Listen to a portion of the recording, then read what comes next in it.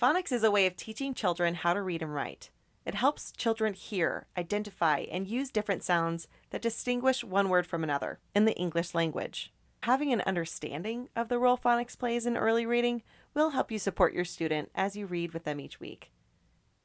Phonics involves matching sounds with letters or groups of letters. Learning how letters sound when they are combined will help children decode words as they read. This is particularly helpful when trying to sound out unfamiliar words.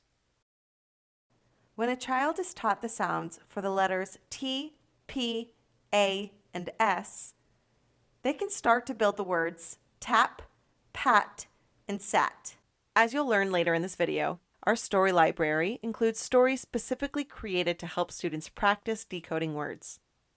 And when students can learn the art of decoding words, they are well on their way to becoming fluent readers. There are 4 components to becoming a proficient reader. The first is having a strong oral vocabulary.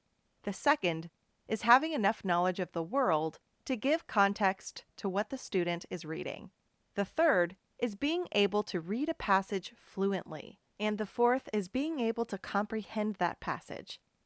These are all interrelated, and during the course of the year with your student, you will help them build these skills.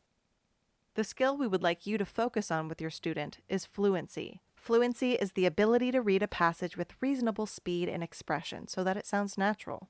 When reading fluently, the student doesn't need to expend too much processing power on a particular word and can think about the word in its totality. The key skill a student will need in order to read fluently is called word attack.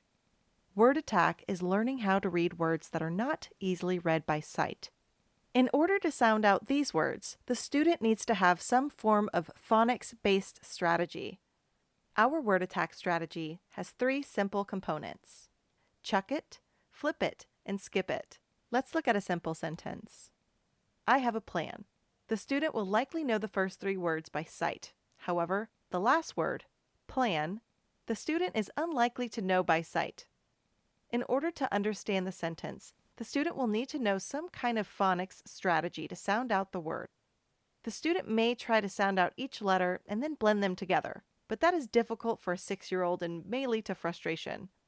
The word attack we recommend is called chunking. Every syllable has chunks, also known as onsets and rhymes. The onset is the letter that comes before the first vowel, and the rhymes are the letters that follow the first vowel. In our example plan, pull is the onset and an is the rhyme.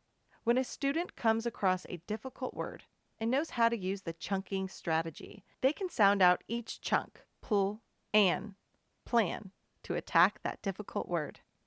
The second strategy is called flip it. Flipping a vowel sound can help a student make sense of a word that is difficult to sound out. For example, when sounding out the word table, the student is likely to sound out the word using the short vowel sound, such as ta.